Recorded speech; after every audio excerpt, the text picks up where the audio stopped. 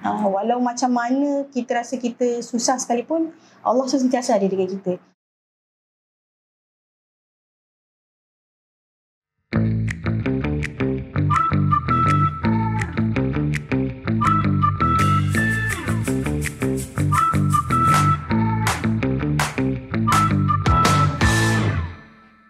Assalamualaikum warahmatullahi wabarakatuh. Bersama saya Siti Zaliha binti Roslan, pemilik Lia Reka Design and Build yang kini telah dinaik tarafkan kepada Lia Reka Sdn Bhd. Tahniah. Saya kenal Siti Zaliha ni apabila Siti datang ajak berjumpa, dan kebetulan pula suami Siti, Tuan Hafizuddin, rajin masuk kelas. First class you join masa bina semula kan dekat CIDP wilayah. Siti, boleh tak cerita perjalanan Siti daripada zaman sekolah yang menjadikan Siti hari ini? Sebenarnya saya memang daripada sekolah form 3 tu saya dah tahu dah saya nak jadi ke arah interior design, sebab dulu tak banyak platform yang macam sekarang kita ada HGTV lah. So macam dulu ada Impiana, tapi saya tak banyak tengok Impiana. Saya banyak tengok overseas punya magazine majalah. Daripada mana datang minat? Asalnya daripada kecil memang suka melukis lah. So masuk peraduan melukis lah, pertandingan melukis lah. Semua dalam rumah tu semua memang biasanya abah saya tak cat. Memang saya dengan kakak je yang akan cat. Asalnya daripada situ. Abah saya memang very sporty. Dia memang, abah saya polis tapi dia minat bertukang. Kita buat kerusi dah, abah kita try. Boleh nak kena pakai apa. So alatan pertama guna apa? Cordless lah. Cordless drill. Masa form 3 kan, lepas PMR kan, kita kan kena pilih course kan. Saya punya pengetua memang mengarahkan saya untuk ambil science stream lah. Tapi saya cakap dengan pengetua, saya tak nak science stream, saya nak sastra sebab saya nak ambil kelas art. So bila saya ambil sastra, masa SPM tu, masa isi borang UPU tu, mula-mula saya nak ambil architecture. Tapi saya tak ada fizik. Jadi saya tak lepas tu ambil architecture. So saya kata, ada diploma in interior design dekat UiTM. So saya feel semua tu, tapi saya tak dapat. Tapi saya dapat UPM. UPM course business. Saya cakap dengan abah saya, saya tak nak pergi. Saya kata sebab saya rasa business, kalau tak belajar business pun boleh buat business. Jadi saya tunggu untuk panggilan kedua UiTM. Alhamdulillah direzekikan saya dapat. Tapi semasa saya penunggu tu, saya masuk Giat Mara. Saya ambil course hiasan dalaman. Course hiasan dalaman dekat Giat Mara, dia tak sama macam kita belajar dekat universiti. Dia memang totally different. Dia kalau interior design dekat Giat Mara tu, dia sebenarnya decorator. Jahit langsir, buat sofa tu saya dah biasalah main kayu untuk buat sofa. Jahit langsir. So first business saya memang saya jahit langsir.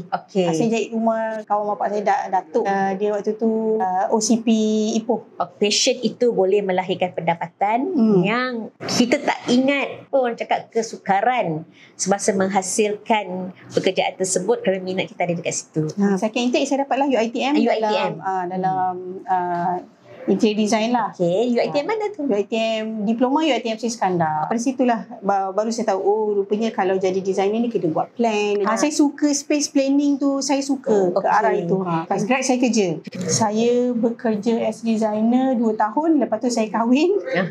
Saya kahwin, saya berhenti. Waktu tu saya banyak buat dekat mall. Bila kita buat kat mall, kita kena kerja lepas pukul 12. Sesiapa yang hendak melakukan kerja-kerja ubah suai ke kan, dekat dalam shopping kompleks, kena aware segala kerja servis, segala kerja ubah suai hanya boleh dilakukan selepas kompleks tutup. Itu pun pukul 10 malam baru kita boleh loading kita punya barang. So dah loading, dah mobilization, kita baru dah boleh bermulakan kerja pukul 11 sampailah pukul 3-4 pagi supaya shopping kompleks itu boleh beroperasi tanpa sebarang gangguan pada pukul 9.30 sebab staff dah start masuk kan. Sebab dia akan buka pukul 10. Kat rumah tu saya buat freelance, saya buat drawing dan juga saya menjahit semula. Saya ambil lah upah jahit langsir. Saya juga boleh jahit baju. Pas saya kahwin, saya duduk rumah kecil. Jadi saya untuk ambil yang langsir yang banyak-banyak tu tak boleh sebab kita nak ada space, ukuran dia kan. So saya kata tak apalah, kita jahit baju.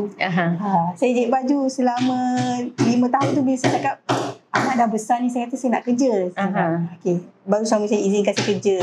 Sebelum saya tubuh Lia Reka ni, saya kerja dengan company ID dan arwah bos saya property agent. So dia punya company yang saya kerja dulu tu, orang beli rumah dengan dia, dan memang package reno dengan dia. Saya kerja situ 2 tahun. Masa mula-mula tu kita rasa okey lah bila kita kerja dengan orang kan. Jadi saya tanya dengan bos property tu. Dia kata okey, tak apa macam ni. Aku bagi kau idea. Dia cakap engkau berhenti dengan company sekarang ni, tapi kau buka syarikat lain. Lepas tu saya kata boleh ke? Nanti tak ada pergaduhan ke? Dia kata rezeki tu Allah yang bagi. Dia cakap macam tu dengan saya.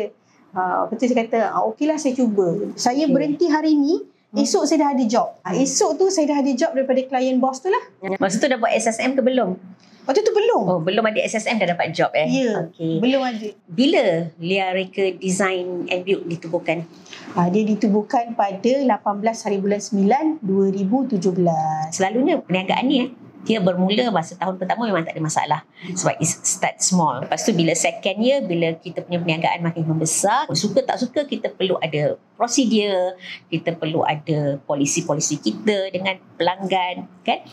Kita kena ada sistem kerja. Bila masuk tahun ketiga, kita rasa kita perlu membesarkan tim. So what is your first challenge bila hendak membangunkan tim? Okay, challenge saya ini rasa macam nak nangis ni. Saya tahun 2017 2018 tu bisnes saya okey. Alhamdulillah. Alright. Tak ada isu sebab saya pun ada kenal yang boleh buat wiring, boleh buat painting. Ni team project lah, team project lah. Tapi bila tahun 2019, waktu tu saya mengandungkan anak yang ketiga. Start awal bulan tu, maksudnya daripada end of 2018 tu, saya tak ada job masuk. Awal bulan 1 saya nak bersalin. Hari saya nak bersalin tu puan, saya dapat panggilan telefon.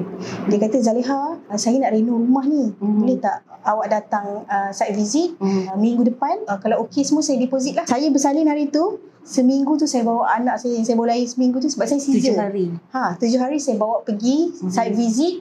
Dan Alhamdulillah petang tu terus lock. Anak saya 7 hari dah masuk site.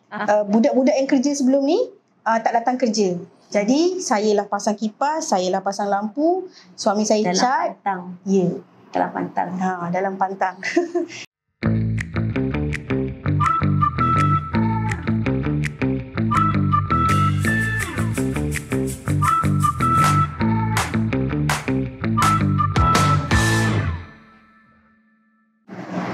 Bila PKP ditutup, dalam keadaan kita tidak bersedia, adakah PKP itu memberi kesan pada kehidupan dan perniagaan sendiri? Sangat memberi kesan. Sebab PKP memang waktu 2019 tu kita memang ongoing project kan. Masih ongoing project. Sebab bila renovation ni dia payment kan by progress. Dia bukan kalau projek 1,000 dia bagi 1,000, dia by progress. So bila kita hanya dapat buat phase 1 saja, so another progress tu, tapi barang semua kita dah beli. Pekerja semua takkan nak, bos boleh tak bos saya nak beli beras. Mula-mula tu kita okey.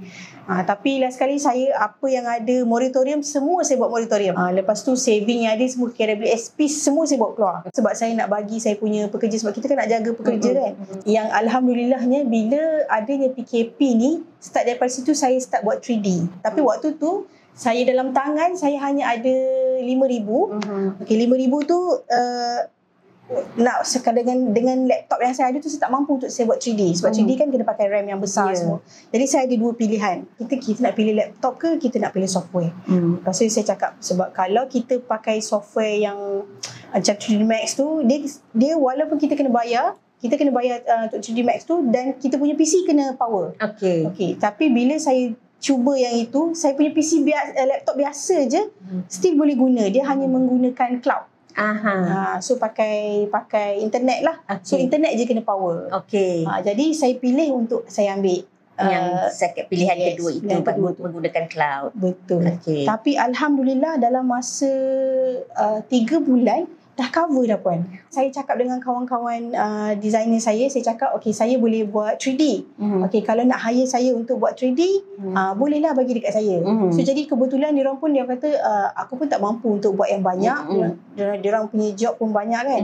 Jadi diorang pass dekat saya. Saya perasan satu, berada dalam era digital ini, kita memerlukan kemahiran yang memang bersifat teknologi dan digital. Dan sebenarnya kemahiran ini banyak memberi pulangan daripada income, high skill income, kita sebut high skill income. Dalam keadaan semua kontraktor menghadapi masalah, nombor satu masalah utama ialah bahan binaan naik.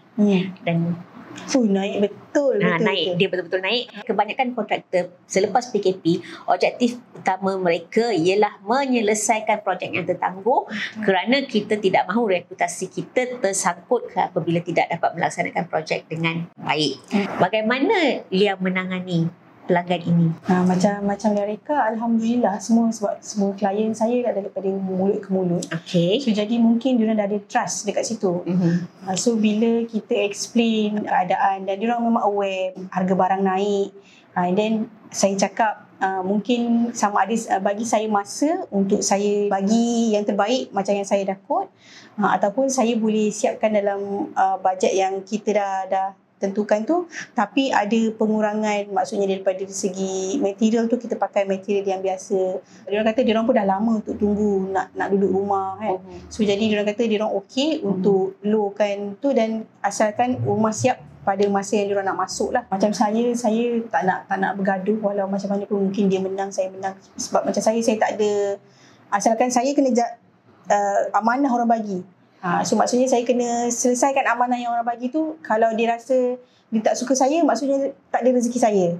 Jadi tapi saya cuba buat walau macam mana pun memang yang terbaik. Dah dapat deliver? Dah deliver, tapi tak menanggung kerugian? Yes, menanggung kerugian. Berapa banyak? Menanggung kerugian 20. Tapi saya cakap tak apalah, sebab saya pun memang dah cuba buat yang terbaik. Jadi saya berserahlah, kalau ada rezeki mungkin bukan sekarang, mungkin lagi 10 tahun ke tiba-tiba dia telefon saya, dia nak bayar ke, saya tak pasti.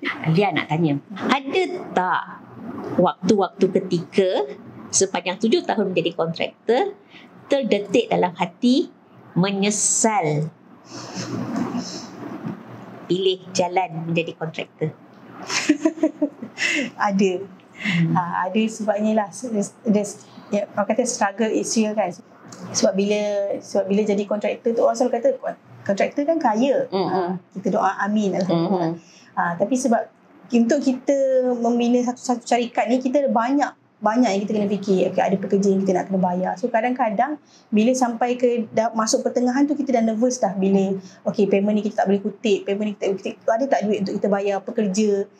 Lepas tu kadang-kadang saya kata, saya tak naklah jadi business owner. Saya nak jadi pekerja je. Hujung bulan dapat payment. Kita ada kawan-kawan dekat luar sana yang masih lagi struggle menyelesaikan projek-projek PKP mereka tertangguh. Ada yang terpaksa menghadapi kerugian. Ada yang sampai diseret ke muka pengadilan, terpaksa menghadap tribunal, terpaksa menghadap saman. Ada yang terpaksa berhutang dengan supplier beratus-ratus ribu kerana projek dah lah tak dapat diselesaikan. Bila projek tak dapat diselesaikan, bayaran you tak boleh nak ambil. Bila bayaran tak boleh nak diambil, you terhutang dengan supplier. Bukan saja supplier, mungkin juga ada pekerja-pekerja yang terhutang gajinya. Bolehkah Siti Just berkongsi dengan rakan-rakan kontraktor kita di luar sana bagaimana hendak menghadapi masalah ini? Apa yang saya nak bagi tahu, sebab saya pun memang ada yang kawan selalu kontak kita macam job tak ada, lepas tu ada pending payment. Apa yang selalu saya nasihatkan untuk diri saya juga, saya selalu cakap walau macam mana kita rasa kita susah sekalipun, Allah sentiasa ada dengan kita. Sebab beruntungnya kita ni, sebab kita dilahirkan Islam, dan kita sebenarnya apa-apa pun kita kena balik kepada pencipta kita. So daripada situ, itu yang menguatkan sebenarnya untuk saya terus bertahan dalam bisnes ni sebenarnya. Saya berpegang kepada satu ayat Al-Quran yang mana macam mana aku nak tahu kau beriman selagi aku tak uji. Jadi mungkin sebab dalam apa-apa kehidupan pun memang sentiasa Allah akan uji. Ada rakan kontraktor kita yang tarik handbrake. Salah satu sebabnya adalah mereka malu untuk keluar ke pasaran kerana berada sama ada dalam keadaan sudut yang paling bawah ataupun ada rasa aib dekat situ. Bagaimana kita nak ajak rakan-rakan kita ini supaya keluar ke pasaran, hadap apa jua kata-kata yang orang beri pada kita, asalkan kita sendiri tahu apa yang kita lakukan itu adalah sesuatu benda yang betul. Cari circle yang boleh membuatkan kita positif. Kita ni sebenarnya kita buat kerja lillahi ta'ala kan. So kita bukanlah kontraktor yang kita rasa nak menipu, tak ada, sebab kita memang cari rezeki dalam bidang ni. Dan kontraktor-kontraktor yang saya rasa alhamdulillah dalam bila saya jumpa dengan grup Circle Puan Mahanum ni, memang circle-nya semua positif. Maksudnya kalau macam kita ada masalah, kadang-kadang mungkin diorang tak boleh support daripada segi kewangan, tapi emosi kita untuk kita bangun balik tu memang boleh dibangunkan. Maksudnya memang kena ada dalam circle yang betul lah. InsyaAllah kita memang mampu bertahan dan kita circle yang boleh melonjak kita ke hadapan. betul.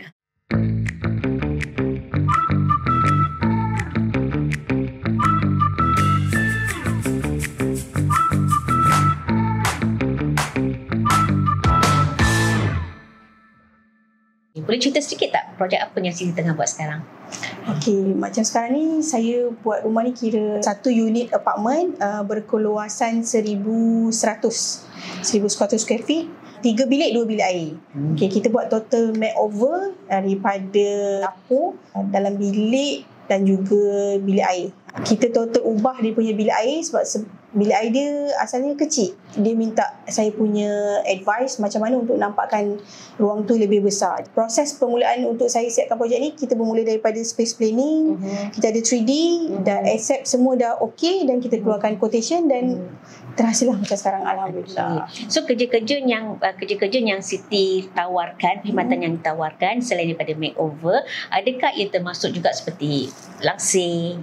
Ya, betul. Maknanya kerja-kerja dekor ni adalah kerja-kerja pemasangan langsir baharu, susun atur furniture, dan juga pemilihan dekorasi tu semua kita dah discuss lah along the way daripada sebelum kita nak completekan projek ni. Apa kisah unit ni? Pemilik rumah ni adalah seorang abang, di mana dia dah membeli rumah yang baru.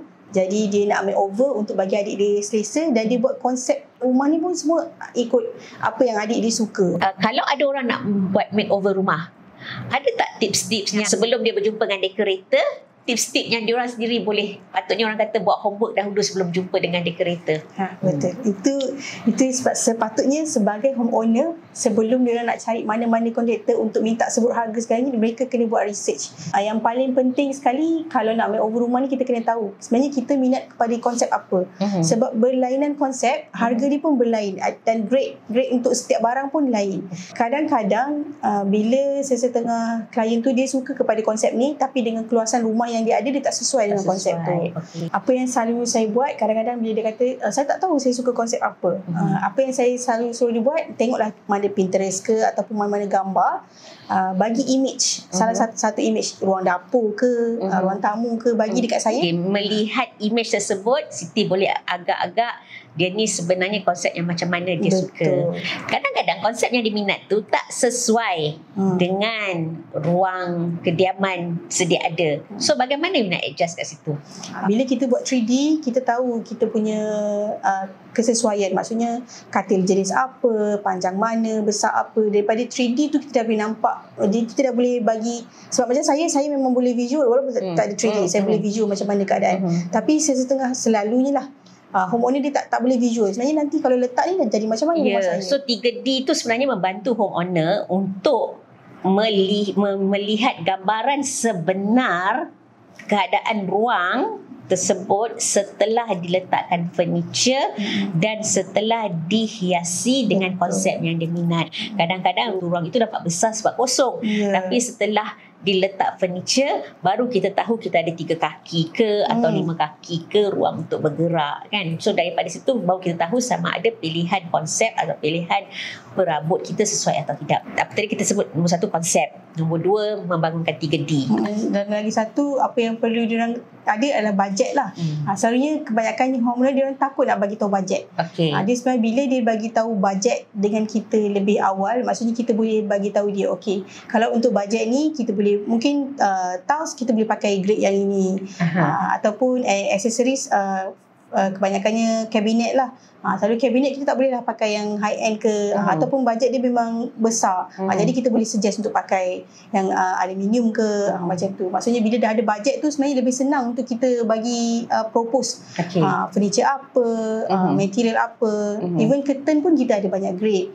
So kalau tak semestinya kalau dia ada bajet yang rendah tu dia tak boleh buat rumah dia cantik. Sebenarnya tak. Yang keempat saya rasa yang sangat penting juga ialah mengetahui peraturan-peraturan ketika kerja-kerja ubah suai hendak dijalankan. Selalunya apabila kediaman yang melibatkan title strata ni macam apartmen, kondo, dia ada peraturan-peraturan yang ditetapkan. Okay, antara peraturan asasnya apa? Strata dia punya grill kena sama. Design, dia ada design, dah ada warna. Macam penggunaan lift apa semua tu, itu kita kena protect lah. Maksudnya dari bawah sampai ke nak masuk site. Itu strata. Selalunya itulah, dan dia ada masa-masa yang kita boleh guna, dan juga lift pun dia ada lift yang khas untuk kita guna. Bagaimana juga dengan sisa bahan binaan? Kalau untuk bangunan strata ni, adakah peraturan-peraturan khusus yang perlu dipatuhi untuk menguruskan sisa bahan binaan? Ada, tapi macam kebanyakan kalau rumah strata yang baru sekarang ni, setiap building tu dia dah ada sendiri dia punya tong. So maksudnya kita kena hanya bayar dekat management untuk kita buang tong dia lah, dan dia ada masa yang ditetapkan untuk bila kita buang barang tu. I see. Adakah bangunan-bangunan strata seperti gini dibenarkan untuk membuat pengubahsuaian, contohnya daripada 2 bilik dijadikan 1 bilik? Adakah dibenarkan untuk memecahkan dinding antara 2 bilik? Tak boleh. Maknanya struktur tidak dibenarkan untuk diubahsuai. Melainkan kalau dia bukan party wall lah. Apartmen selalunya dapur dia orang kecil, jadi dia nak besarkan sampai ke yard. Jadi kita kena minta permission dekat management, tanya boleh tak untuk kita pecahkan yard. Ada setengah allow, ada setengah tak allow untuk kita pecahkan yard tu. Perlukah mendapat permit kerja daripada management? Perlu. Ada tak apa-apa yang Siti nak sharekan dengan kontraktor-kontraktor kat luar sana ataupun pemilik rumah dekat luar sana, perkara-perkara yang jangan dibuat, yang boleh menyebabkan mereka didenda ataupun diambil apa-apa tindakan di atas kecuaian mereka sepanjang proses ubahsuai? Jangan buat benda yang melanggar peraturan apa yang dah ditetapkan pihak management. Contohnya kalau macam ada sesetengah unit, kita tak boleh hack, kita tak boleh tanam. So semua kena pakai casing. Dia tak boleh conceal lah. Kalau macam kerja elektrik ataupun kerja pipe, tak boleh conceal. Tak boleh conceal. Maksudnya kalau dia dah ada spesifik laluan aircon, kita tanya management ada ke laluan aircon yang dah ditetapkan. Sebab sebelum nak jadi, saya tahu semua tu pun, saya pun pernah kena denda, saya pun pernah kena saman. Belajarlah daripada kecuaian saya. Betul. Siapa yang saman tu? Pihak pengurusan. Pengurusan, betul. Ada setengah tu kita hanya boleh half day saja untuk hacking. So lepas daripada pukul 1 dah tak boleh hacking. Ada tak masalah jiran-jiran mengadu bila buat kerja-kerja hacking? Ada. Saya macam mana menguruskan, sebab itulah waktu yang kita dibenarkan untuk buat hacking, tapi masa waktu nak buat hacking tu pula jiran tak kasih. Selalunya saya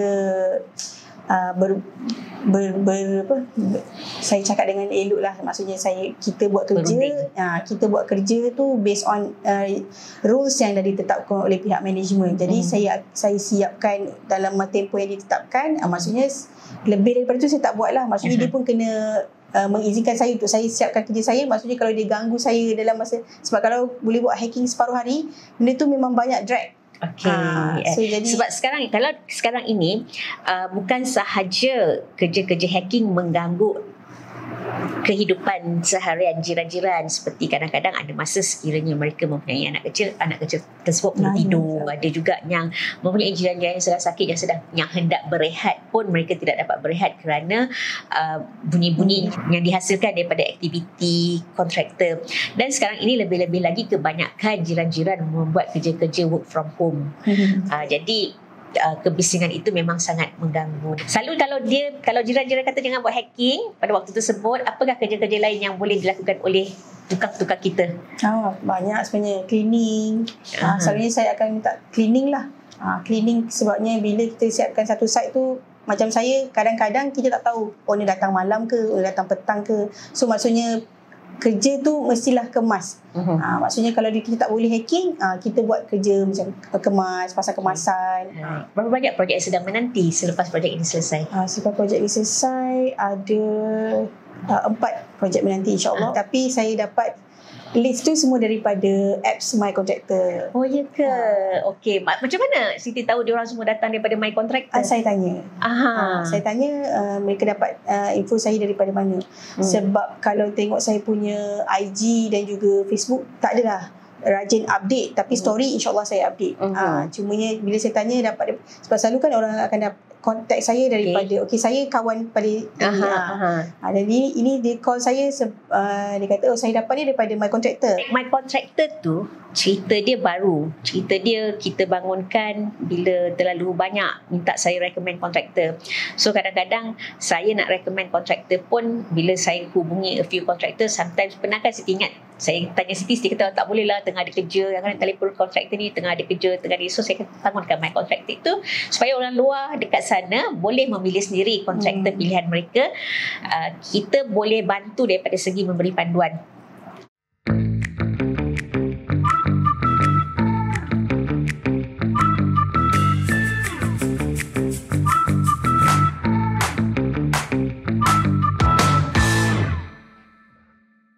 Siti, sebelum kita akhiri kita punya ni last one, selalu saya memang benarkan, tanya je apa soalan kepada saya. Kalau saya boleh jawab, insyaAllah saya jawab.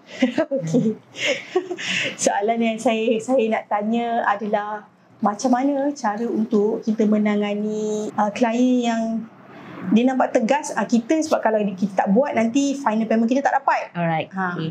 Selalunya kita akan tengok juga kita punya klien tu yang jenis macam mana. Adakah jenis yang boleh berunding, ada yang jenis dominan. Dominan tu maknanya orang yang suka menguasai sesuatu perkara. Okay. Sebenarnya customer yang dominan ini, cara nak tackle dia dengan banyak mendengar. Listening skill kita kena power. Listening skill tu bukan kita setakat mendengar. Dia cakap kita dengar macam itu. Mendengar ini ada skillnya. Mendengar dengan penuh perhatian, memberi perhatian. Sebab bila kita beri sepenuh perhatian dan dia rasa kita beri sepenuh perhatian, macam mana Siti you punya mimik tubuh, you punya body language macam you betul-betul mendengar. Dan saya tahu you mendengar. Bila you mendengar sepenuh perhatian, baru you boleh dapat serap. You kena dengar dengan terbuka. Kadang-kadang kita dengar tapi kita dah tanam dalam kepala kita setakat dengar je supaya dia puas hati. No, you have to do. So bila dia dah rasa as a customer yang dominant ini, bila dia rasa dia dah didengari, baru dia rasa dia dominan, dia berkuasa sebab dia dapat menguasai you. Biarkan dia rasa dapat menguasai you. Bila dia dah puas, dia dah ada energy, dia dah rasa seronok didengari, dia dah puas hati, then only first you have to agree. Bila dah agree dengan dia, kemudian you cerita memang you nak fulfill apa dia nak. Tapi ini masalah you. Bila dia dah puas, dah seronok, barulah dia hendak mendengar masalah you. Cuba lepas ni dengar listening skill kita kena asah listening skill kita. Ramai orang pandai bercakap tapi tak ramai orang pandai mendengar. Kena berunding. Kita kena beri customer happy. Walaupun kadang-kadang kita rasa kita lebih tahu daripada dia. Kasih dia happy dulu, kasih dia satisfied. Dia dah satisfied, dia dah rasa seronok, then only dia boleh dengar cakap kita. Ada juga customer yang memang dia lebih suka kalau you buat keputusan untuk dia sebab dia rasa you pakar. Masa tu you guna skill bercakap. Guna skill cakap yang berpengaruh. Yang tadi tu skill mendengar berpengaruh. Dapat. Okay. InsyaAllah gunakan skill tersebut, dan insyaAllah bila ada customer-customer macam itu, boleh pergi lebih jauh lagi, insyaAllah. Terima kasih kerana menerima kunjungan My Contractor. Ada apa-apa yang Siti hendak cakapkan, ayat-ayat terakhir sebelum kita menutup sesi kita pada hari ini? Terima kasih juga kepada My Contractor untuk sudi datang singgah site yang tak seberapa ni. Bagi sesiapa yang di luar sana ingin mendapatkan perkhidmatan ubah suai, bolehlah hubungi saya di dekat IG pun ada, Facebook pun ada. Kat situ dia dah tertera nombor yang untuk dihubungi, Lia Reka Design and Build, ataupun boleh Google Lia Reka Sdn Bhd. InsyaAllah kita akan entertain dan buat yang terbaik lah. InsyaAllah. Sekian, terima kasih.